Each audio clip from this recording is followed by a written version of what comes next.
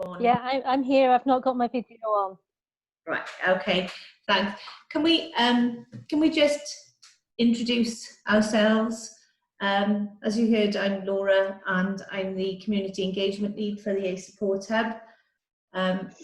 Is it Rob? Yeah, how's it going? I'm Rob. I work at Type Hub. I'm the Funding and Partnerships Manager. Thanks, Rob. And Tom, can we come to you? Hi, yeah, I'm Tom, Cardiff University, lecturer in critical care, and also clinician with the air ambulance as well. Thank you. And Sarah? Hi, I'm Sarah Capstick. I'm the Health and Social Care Facilitator based in Cardiff Third Sector Council, which basically means I work with the statutory partners to try and get them to engage more with the third sector. Thank you. And is it Rose? Hi, I'm Rose. I manage children's community services for Cardiff and Vale Health Board. Thanks, Rose. Okay, so I'm not sure if any of you can remember the question. We haven't got long. So the first question was, can you tell us about what the strengths or assets you've experienced, witnessed, or found within yourself recently during this period? Who'd like to go first? I'll jump in first, that's okay. Thanks, So I actually only started this job 3 months ago, which was after lockdown had started. So yeah, I've never worked in the office at Type Hub with Type Hub staff. So I think yeah, it's just been a lot of learning from me and learning. I hadn't worked from home before either. So yeah, adapting and learning has been something I've had to make a strength, I suppose. Yeah. While being at home and not feeling really part of an organisation. Exactly that, yeah. And Type Hub have been fantastic in involving me as much as possible. But yeah, it has been a very steep learning curve. Yeah, and especially because part of the job is setting up partnerships and getting funding for our projects, and not being able to go out and interview the people and talk to the people who will be affected by the project has been, yeah, very challenging. So what sort of strengths do you think that you've been able to draw on for that? I don't really like talking about my own strengths, to be honest. I don't think we do. What about the strengths of the What about the strengths of the organisation? Yeah, I suppose just that the organisation was, you know, well set up before I joined. Clear aims, clear business plan, clear strategy. That really helped. Because just in previous jobs I've had, there's not been that, and I think that would have led to a lot of discontent from me. Thank you very much. Yeah. Anybody else? I'll say something. Thanks, Rose. I guess it's fair to say I've never experienced anything like it in my life. We went from normal business to stop everything overnight, and you know, for the health board it was extremely difficult to actually think about what we needed to start, what we needed to stop.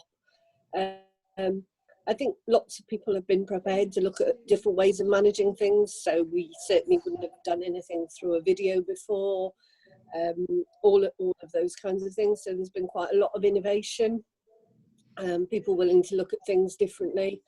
I guess though that probably what I've experienced is we've had a situation where some of us have been in work that whole time, so we've kind of got used to it, we've worked our way through it, and then you get to a point, then you've got a group of staff that are either too frightened to come back, or, you know, I think much as we're seeing really across society, which is you're either too petrified to come out of your front door, or you think it's all gone away. And I guess for those of us that have been in the middle of it all and all of the planning, we're kind of somewhere in the middle, which is, you know, we can't stop forever, but at the same time, we have to be really careful, and it hasn't all gone away. So I guess, you know, just drawing on personal strengths, I think I run on adrenaline really for the first few weeks. needed to take a week off last week because just felt that, you know, I'd done 3 months flat and couldn't do any more. And I guess there's just something about a bit of resilience to keep yourself getting up in the morning and coming out and going, really. Quite like solving problems, so that helps. That's great. My thoughts. Thank you very much for that.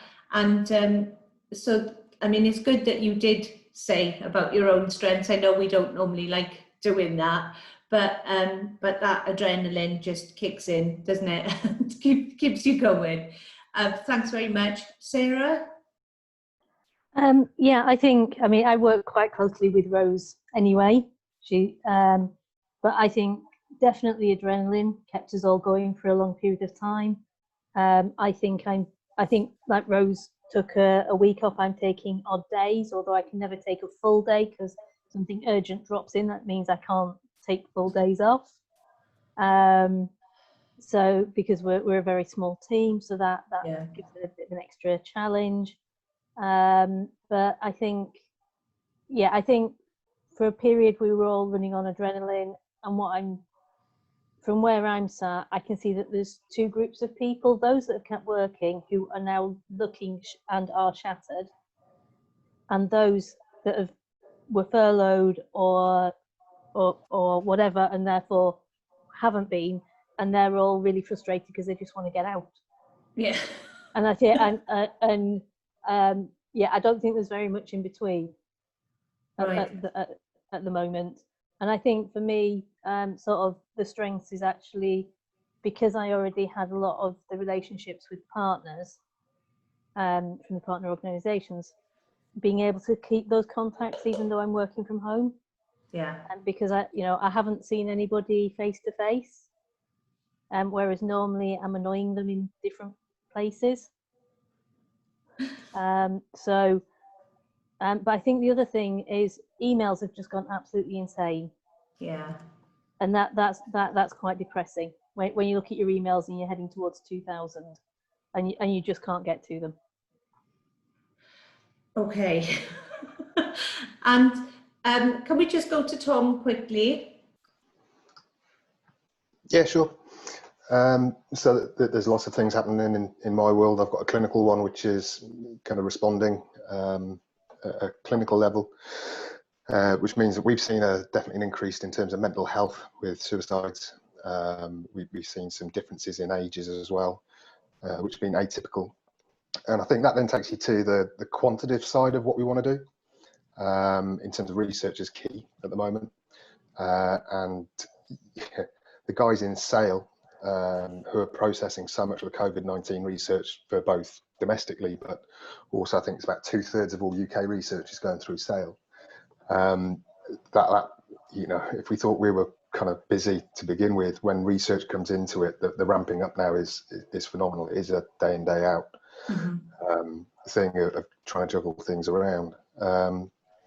So we've really interested in taking a kind of public health approach to some of the work we do, because I think when you look at the majority of the work that we do is out of hospital cardiac arrest type stuff. Trying to take that and try and take a public health model to it is being really interesting. So, certainly trying to work up something with Janine Roderick on some of this work. So where you can get one extreme, which is death in the community, and the real public health early interventions, where does it meet up in the middle? But then mental health on a personal note for colleagues, I think we are all exhausted. Yeah. And the reality is that for a lot of us there's not much of an end in sight, I don't think. Right. Okay. The reality is this will carry on going, and we will see peaks and troughs. So I think that's the thing, is how you look after people within your organisation, and just the simple realities of, the project I'm working at the moment is looking at cooling, how we can keep people cool, simple measures. Right. Okay. I've just had a warning to say that we have to leave in a minute. Is there anything that you want to add from your own personal strengths, Tom? I don't know. Probably the ability to carry on working, keep on going. Okay. Right, I'm just writing some of the. We will have to feed some of this back as well. So I'm just trying to make some notes at the same time. Thank you very much, everybody, for your contribution there. It is really difficult to talk about our own strengths and assets. I completely understand that. Right, thank you very much. I think we're going to be whisked back into the. Thanks, Laura. So.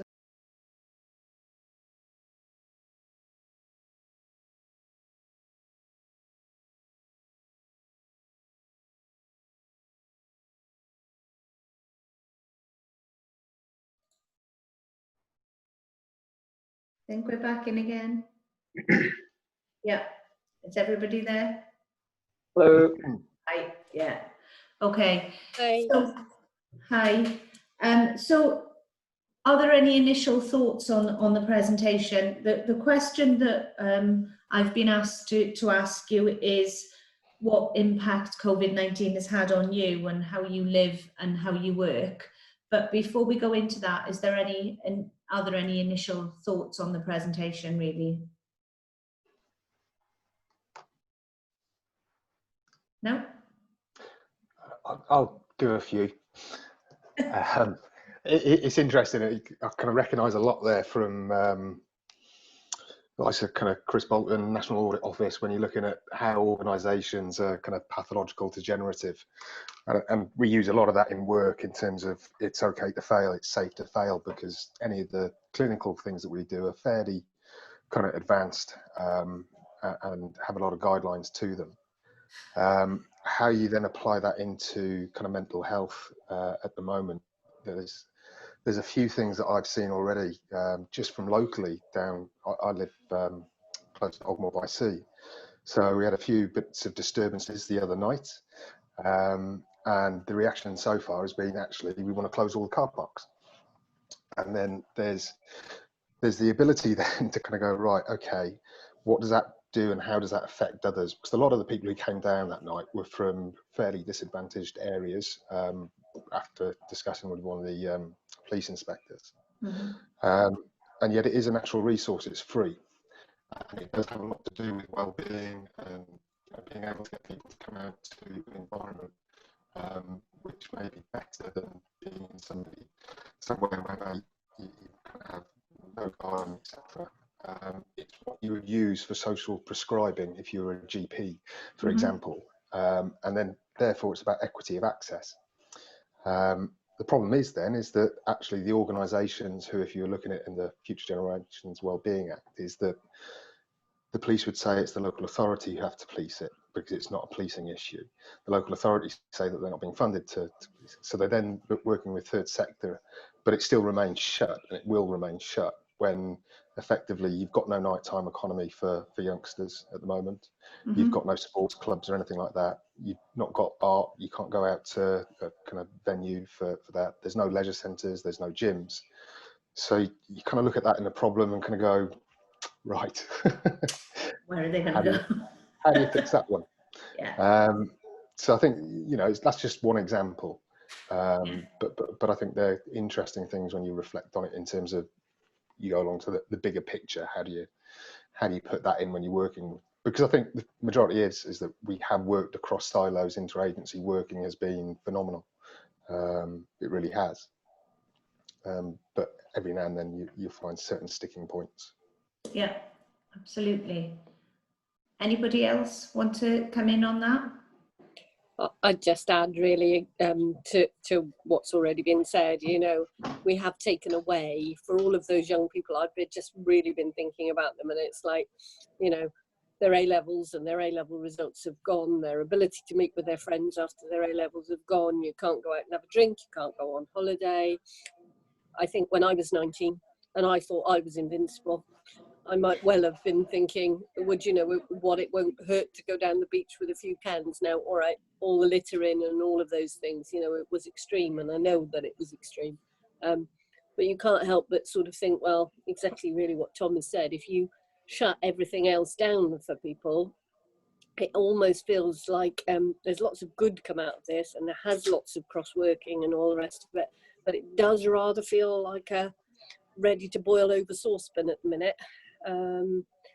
And I guess that's one of my concerns at the minute, that it does feel that you've got two very strong camps, and like Sarah said, not really anything in the middle, and you just wonder what's going to boil over. I think that's how I feel at the minute anyway. Thank you, Rose. Sarah, do you like to add anything? Yeah, I mean, I'm fairly close to Ogmore as well. So knowing sort of, but also knowing that there were issues around fighting with young people pre-COVID. And That's so in a interesting. way, because they hadn't been able to meet, they kind of just, it feels a little bit like maybe that was their big let off steam moment. Yeah. But I think, you know, I think because there are two camps, and as Rose says, those of us that kind of seem to have been in the middle through, you know, dealing with things throughout, kind of feel a little bit like we're a bit more in the middle. But because we're all tired, we're also, you know, I've noticed if you put anything on social media, straight away you get aggression. It doesn't matter what you put, it can be innocent. Yeah. Anything. Anything, because you know, somebody somewhere just needs to get rid of some negative energy somewhere, and you're it. Yeah, totally agree. I'm not very impartial like that. Yes, I totally agree. Rob, have you got anything? Yeah, so I suppose on the subject of there being the two camps, I think something I've definitely struggled to get back into any sort of public life without feeling like I'm letting down the nation. And then in doing that, when you do meet people, you know, even under the government guidelines, having those boundaries challenged by people who are in, as we said, the other camp is, I found that really, like, it's really hard to deal with, to be honest, having to constantly remind your mum or constantly remind your family that actually you want to stay 2 meters away from them at all times is, yeah, it's not very good for your mental health at all. Okay. So one of the questions is, how have you coped, really? So what sort of things have you been doing for yourself and to kind of remain able to do what we're doing? Anybody? Lots of eating. Yeah, me too. And cooking, making cakes. So some of those sorts of things, gardening. We've been a bit limited, obviously, because of the 5-mile rule, but trying to increase the amount of walking that I've done, that sort of thing. Just trying to do something physically, really, to just try and get rid of some of the stress a little bit, really. So yeah, far too many cakes, I think, would probably be fair. But you've walked them off. That's good. And joining the bread making club, you know. Oh, right. Okay. Anybody else? Yeah, I'm happy to jump back in. I was our whole house was incredibly lucky that just before Christmas we got a puppy, so we have actually been able to get out and walk the dog and watching her grow up, and that's been a fixation during this time and a lifesaver, definitely. Her name is Brittany, and she's a beagle, and she's very, very misbehaved. Brittany, just have visions of you shouting Brittany across. And if nobody wants to talk about themselves, is there anything amazing that's happened in your community? I mean, I understand the Ogmore issue, but before that, is there anything else? I'll jump in. I mean, there's been a lot of informal groups set up, sort of people helping each other out. But what we're starting to see now is as people are going back to work, some of those are stopping. Yeah. But actually, a lot of them fill gaps where other services had been there but had to stop for age reasons or vulnerability of the people that run them. So I think, you know, there has been a lot of community type things that have gone on, but there's still people that are very isolated, who haven't necessarily engaged, who haven't been involved. If you're not digitally included, then unless you've got good neighbours that you were already talking to, you're probably more excluded than you were before. Yeah. You know, when Charlotte was talking about the WhatsApp group, the street WhatsApp group and things like that, I'm just aware that some of my neighbours wouldn't have access to anything like that. For personal reasons, I can't use WhatsApp. Yeah, so it's just a case of knocking doors, I think, in our community, and whether or not that's happening. I'm just we have a warning that we're gonna have to go in a minute. Is there anything anybody would like to add about anything amazing that's happened to them during lockdown? No? You all seem to have been doing amazing jobs. Anyway, you've been keeping going. I think I just collapsed for the first couple of months. Much more than all the people who seem to be working. Okay, I think we're just about to leave. Thanks again, Laura. Thank you. Thanks, Laura. That's okay.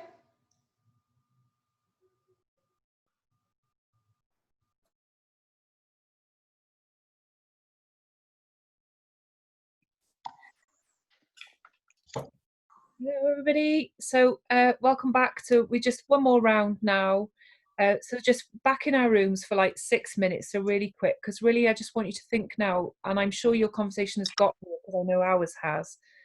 So whilst you've thought about what impact coronavirus has had on you and your work, now it's about what can we take from this. So what are we wanting to keep, what are we wanting to leave behind, what's actually a bit uncomfortable that we've realised this is really actually not showing us good things about ourselves or our work, and that's the stuff we need to hold up as a mirror to motivate us to work now. And then at the end of the next round, I'll just ask each group to give us a takeaway from your discussion as to what our asks are of ourselves and each other going forward. So Claire, final round please. It's just 6 minutes, and don't forget to record, please.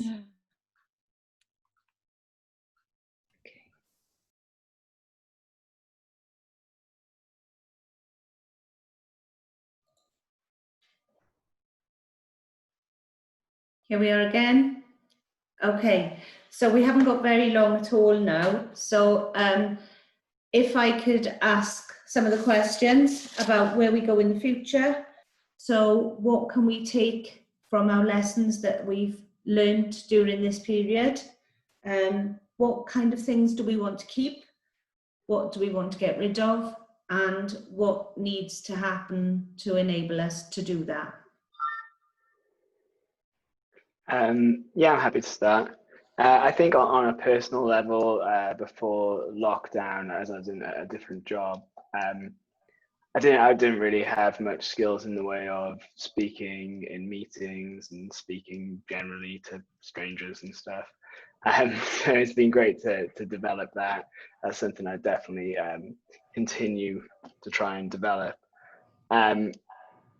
Yes, still the thing I would leave behind. I came from quite a competitive work environment before, and it's nice to be in a much more supportive work environment now.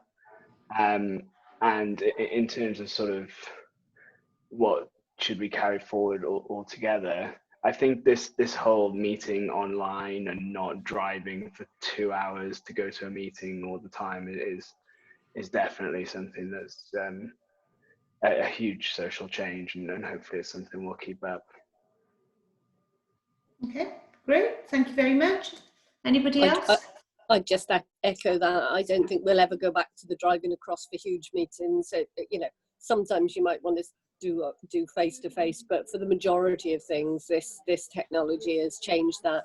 And I guess the other thing is we're just beginning. What's really accelerated is technical support to children and families as well, and just beginning to be able to do proper video, you know, things like Attend Anywhere in the Health Board, actually being able to do video appointments rather than, you know, things like the way you can now access your GP with e-consult, those kinds of things. You know, we really want to maintain and keep the best of all of those, I think. Yeah, great. Anybody else? Yeah, I think IT's been great, or is great, for being able to do things like this and do meetings, and the fact that you're not having to travel. But actually, what I'm also finding, which is the negative side, is it means I don't get a breather, because actually my relaxed time between meetings was as I walked between them or as I drove between them.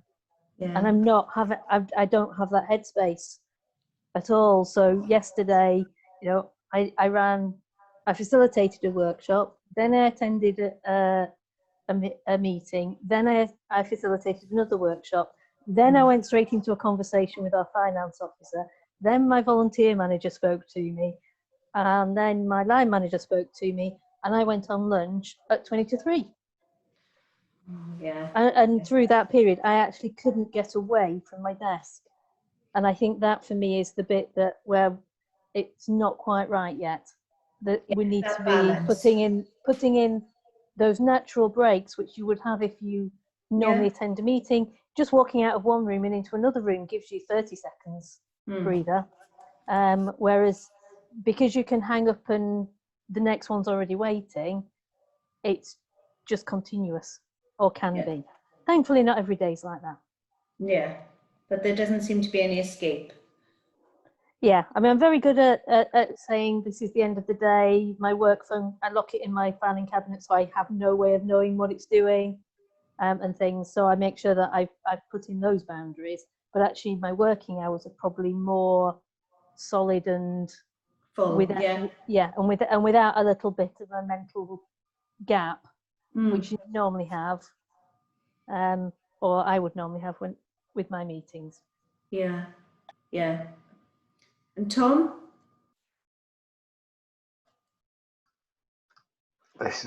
Sorry. There's probably lots of things that we want to take away. I'd want to take away. International working is a lot quicker and easier now. We had conferences going in the critical care world within weeks of what was coming out from China. And these were very well respected international academics and clinicians, just firing information around it, and that's continued. So we've got a group in North America who have managed to get the whole of Canada, Australia within critical care units for the kind of helicopter side of things. And similarly, there's a Norwegian setup in Norway. So, you know, that's just quick, easy, and now clinicians are talking to each other really quickly. The one thing we want to work on, you've probably seen some of my colleagues, the likes of Amy and Chris on the news, trying to tell people from a public health approach. So you've got consultants in critical care almost working with public health and giving public health messages, kind of going, please don't fill our ITUs up with anything that's not COVID. Just be careful, don't climb up and fall off kind of your house roof trying to retile and things like that. And that's something that we've not neglected, we've been aware of it, we wanted to do. So if you look at violence coming into intensive care unit, there's really good kind of programs like Red Thread that were there, which were to look at the rehabilitation of people who may have come into intensive care to reduce the risk of them coming back in. And, you know, low CBT kind of work, physiotherapy do it very well in Sweden. So they're not just physiotherapists, but they have the ability to do low CBT type work to work on mental health, because those are immobile and more likely to have mental health problems. And so they invest in those kind of early stages as opposed to investing in critical care. And I think we're all looking at that now and kind of going, You know, I'm behind on my undergraduate students who are, you know, at undergrad level doing medicine. They're doing the street doctors, going out and trying to engage with youth activities to talk about Yeah. the risk of violence. I'd have never have done that when I was at university. I was too busy enjoying myself. So I think the next generation of medics, you know, they're doing that already. We're trying to catch up, but it's how you persuade the commissioners that actually the investment in that, you know, is better than me coming out of a helicopter, because that's the bit that we kind of sometimes look at it in, you know, almost embarrassed about, that we're the most reactive form of medicine, really, unfortunately, in using kind of aircraft to address problems that sometimes upstream we can see where they could have been prevented. And I think the critical care bed capacity is something that we all now have looked at and kind of gone, well, actually, we should be working further downstream as well. Lovely. Thank you very much. I've just had the warning to say that we have to leave in a minute, or we'll be whipped away. Is there anybody who would like to feedback on behalf of this session, or would you want me to try and pull something together from this? I'm more than happy to hand over that to anybody. No? Silence. Okay. Right, okay. Tumbleweed. That was a tumbleweed moment. Tumbleweed, there's a lot of those. There is a lot of those, but you know, never mind. Okay, I will try to pull some things together. Really interesting discussion though, thanks very much. And it's really interesting to see how it's affected you all differently in your different work. Welcome back, everybody. Thank you so much for all your contributions. So now, just to close the call, I'd love to hear, because we've only ever heard the voices in our group. So just to get a feel of what everybody's been talking about, it's great to share with each other some of our reflections. So I will ask the facilitators, but it doesn't have to be, nominate someone in your group if they want to speak, but I'll come to you because I know who's in charge. So Suzanne, if I come to you first. Yeah. Away from your group. I'm unmuted, yeah. From our group, we've learned the system can be flexible, and that there was so much of it that didn't work previously, especially around mental health. I think Jen had some points there. And that we could have a much more flexible system. It could be much more community-based and involved, getting away from the expert, but having the necessary skills there that we need. Anybody else want to add? Yeah. No, that's fab. Thank you, Suzanne. Laura? So in my group, it came out really quite a lot that there's two kind of camps of people, some who have continued working through lockdown and those who haven't necessarily done that. And the ones who have continued working are exhausted, and the ones who haven't are desperate to get out and get back into the workplace. One of the things that has come out is the brilliant way we've used technology, and how it will hopefully just improve, and we can continue to use this and to get rid of some of those unnecessary meetings that we travel to. But what it's not giving us is the breaks in between, to have that headspace to think and to do things in a preventative way rather than just reacting all the time. Yeah, thanks, Laura. That definitely came out in our discussions too. Sarah, can I come to you next? Yeah, so a little bit more of that, that maybe like a little bit of a work-life balance. It's with a little bit of slowing down, but we also found that with the loss of the travel time, the reflection time, you do end up working more hours, and maybe back-to-back calls. You're not kind of like having that little gap in between. But relationships with partner organisations have become stronger. Sometimes red tape has been jumped over, and that's been a good thing, because things have happened, people have been mobilized, things have happened that should have happened before, but it was like, oh, policies, procedures, but now it's like, no, just get it done. And also like relationships, trust, connection, sometimes informal connection time in the office has been missed. Yeah. But organisations have found ways of working out. Debbie was telling us about how they have informal coffee mornings with their team, and that's been a really nice connection every day. So yeah, finding ways to work around stuff. Great, thank you, Sarah. Kieran? I think what we come back with is how we can make sure we can help people keep building their autonomy. That's something that was really, really important that came through. And also about the collaboration. That's both, we talked about that both internally as an organisation and externally, and how we can take that forward and how we can make sure the people are at the forefront of everything we're doing. How we build on the community spirit and keep that going as well, because I think it came through a couple of times that there's a worry that if everything goes back to normal, that community spirit disappears, and then some of the good work that's been happening will disappear. We said one thing we wouldn't mind leaving behind is to get rid of workwear. I think what we're talking about is it's been far more human, seeing people in their hoodies, people admitting they're in pajama bottoms when they're in a meeting.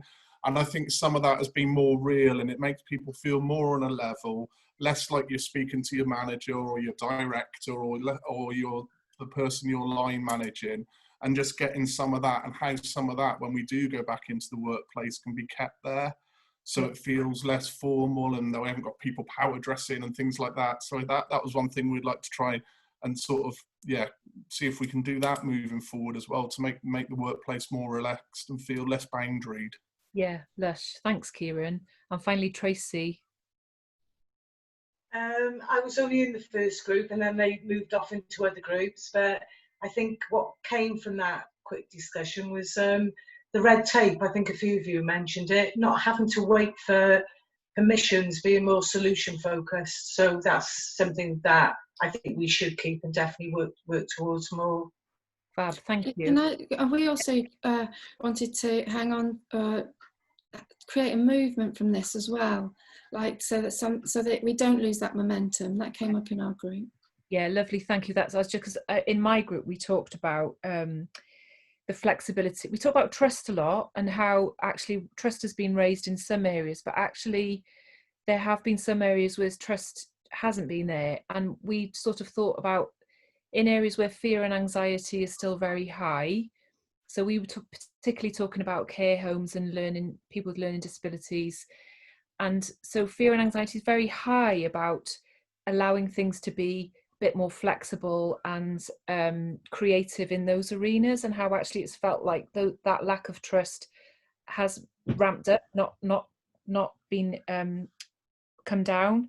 But we also talked about, you know, the not so ring-fenced funding, the flexibility and collaboration, which is conveying trust to communities, third sectors, people, and being able to do what matters, has been really refreshing. And like all of you saying, we don't want to go back, but actually, so it's incumbent upon us to make sure that it doesn't, to not feel passive in, oh, we'll wait and see what happens now, to actually be activists about it.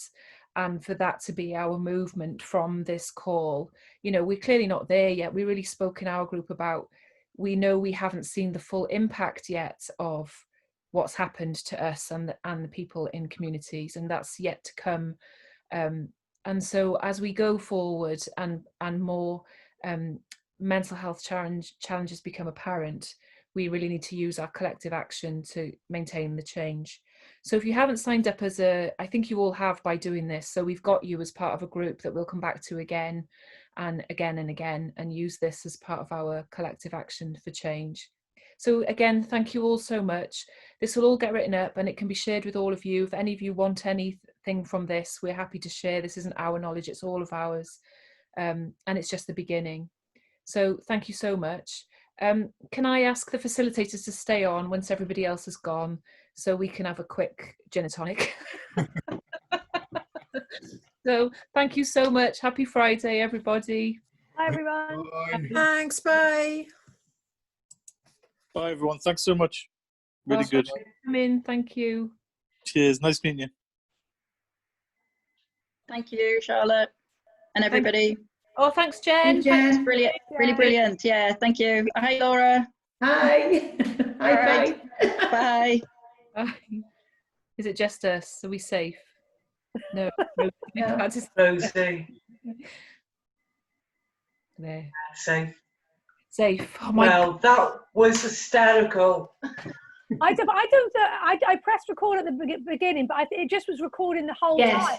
Yeah, me You didn't too. have to press again. No, it goes Yeah. with you. Yeah, that's right. Do you want Phew! to say what happened, Claire? What happens? Oh, well, basically, we had like about 3 late couples, so they just kind of ended up with Tracy, bless her. I think it was.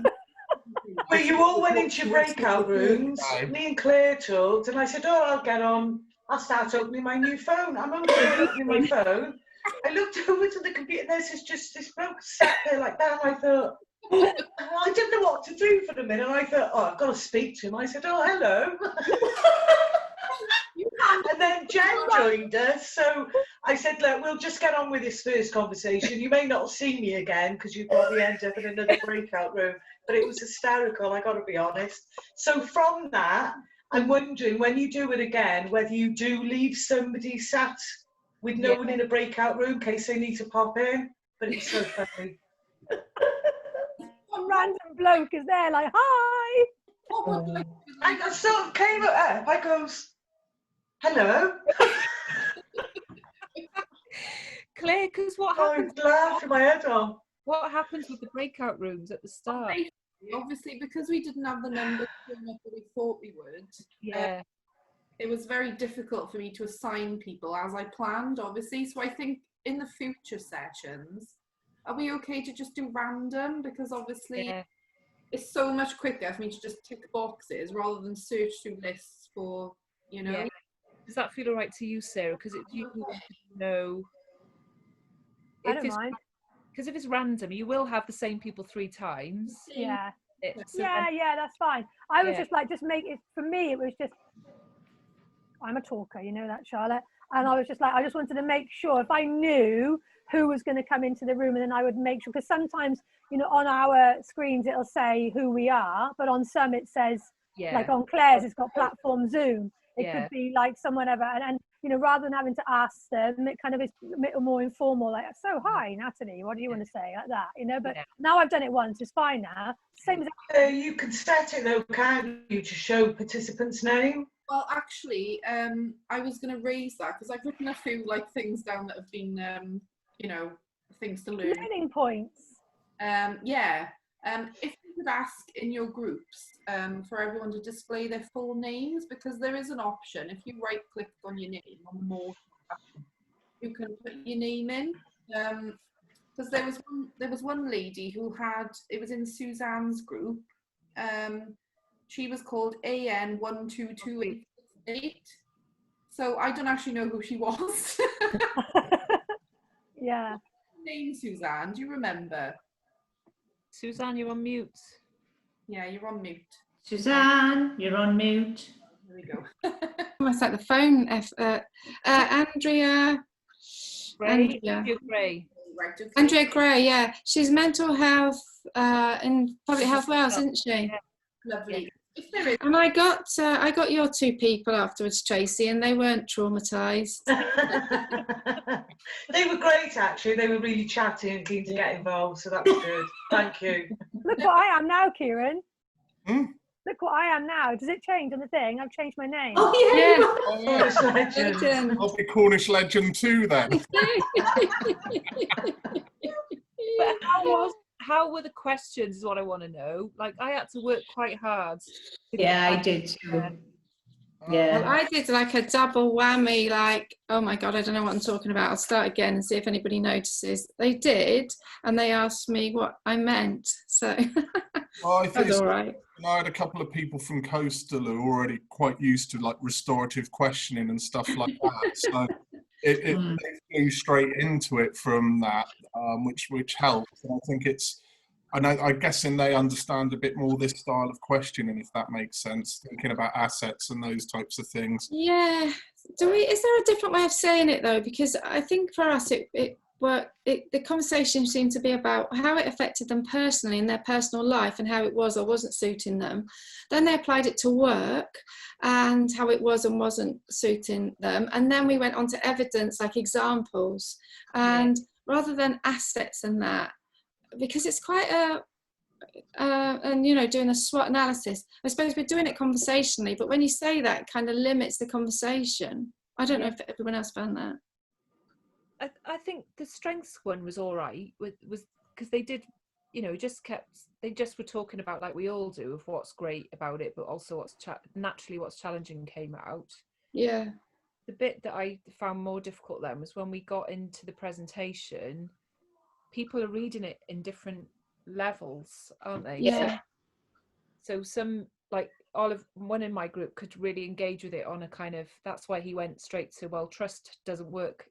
You know, we haven't had trust from the Welsh Government around. He could go straight and he knew. Right. Yeah. There was another guy in who was going, oh, I thought that was great. Yeah. I was like, oh. Yeah, we had, so I had 2 from Cardiff and the Vale, I think.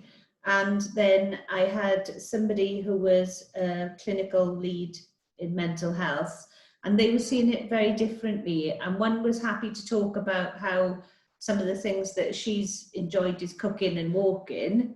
And one, he was talking about how response in a critical helicopter is very different.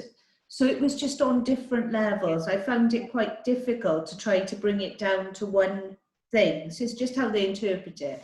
Yeah. I suppose it's okay, sorry, because it's part of my point about it, is that it is all just an yeah. now. Hmm.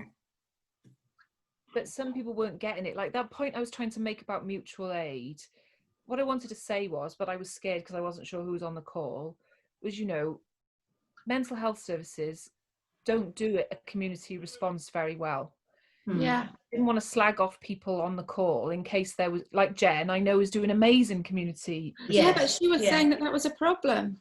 Yeah. She was saying, look, in our organisation, we haven't got a lot of trust, and that we're not going out and doing things, and we're going to lose this. You know, we need to create a movement. So I think it's safe to say that.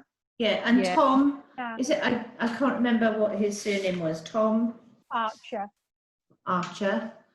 who is working kind of right in the clinical and looking at the public health stuff, was saying that we're doing that response all the time, the high-end treatment end, but we're not doing the preventative work around going out and stopping street violence. So I think you can say just be a bit more okay, yeah. Because the women's aid, she was lovely, women's aid woman, but she was just saying, oh, we do this already, nothing's different for us. I was like, oh, you haven't got it at all, what I'm talking about. Yeah. No. I had Natalie Burke. She was from, I think, a housing association. Yeah.